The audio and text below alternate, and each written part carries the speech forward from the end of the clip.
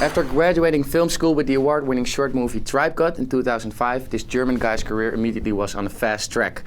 He moved to London to join Glassworks and soon became one of London's leading CGI artists. Today, Ruediger Kaltenhauser is the head of 3D Glassworks Amsterdam. Ruediger, welcome. Hi, Nice to have be you here. To start with, how did you become so fascinated with animation? Well, I always liked to draw when I was young as a kid, but I was never good enough to make moving images, and I always loved the idea of getting images or things you had in mind come alive. And then in the mid-90s, when I was sort of 15, 16, 3D animation became bigger, and I jumped on that because I thought, oh, that's finally a way of creating things you have in mind without needing to draw every single frame as like in a cell animation. Last spring you guys won a Bronze Lion for the Art of Raw Animation for G-Star, a very impressive production. What did you try to achieve? We're looking at denim material, and denim material is a very specific material, so it's got a lot of sort of natural beauty to it. All the parts that you've got the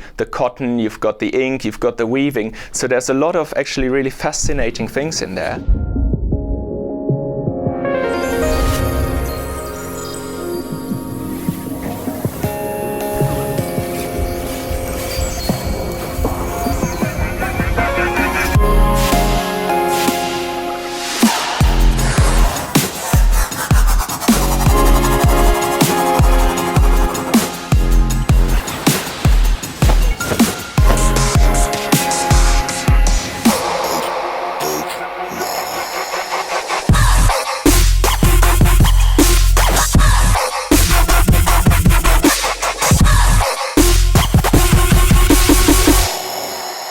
Very cool. Thank you. And very realistic indeed.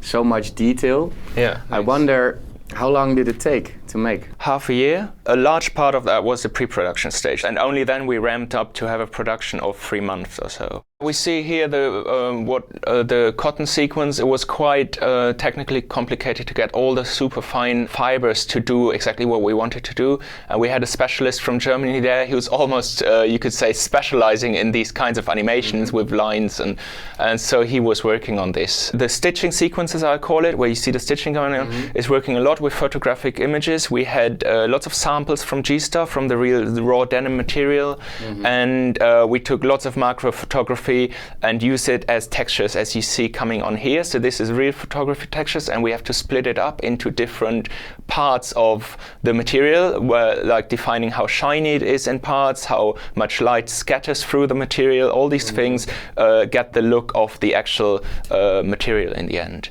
And for the dog, we had the real dog that G-Star had built before for their shops. Okay.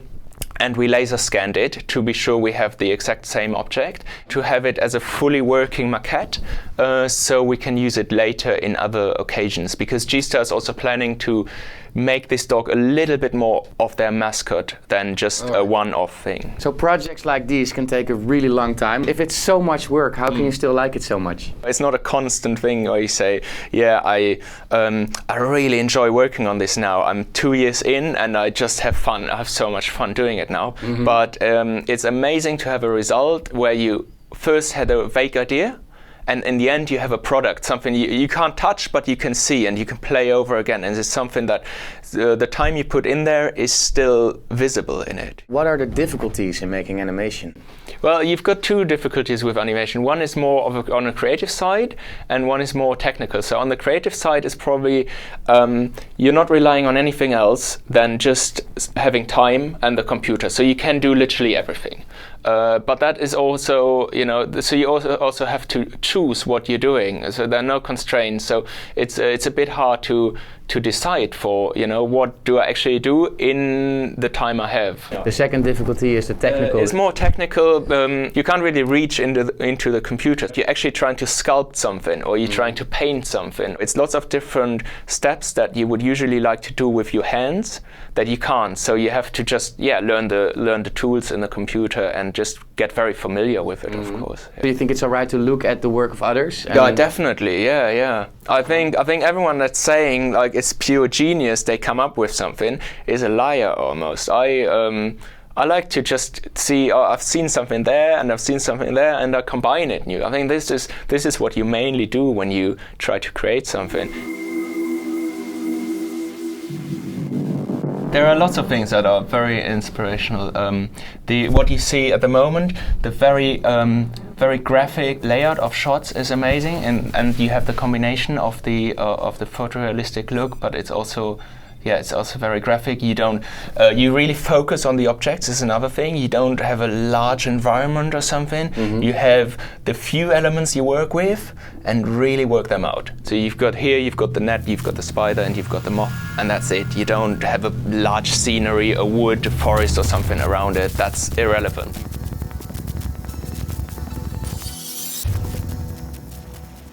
They're so brave that suddenly at one point they introduce these really just graphic elements into their photorealistic rendering, which lots of people just wouldn't do, you know. They would think, I don't want to spoil it, but here it works. This combination works. So you've done a lot of work as a maker, yeah, making stuff yourself. Now you're directing. You're telling me this is a new way to work, almost, also in the industry.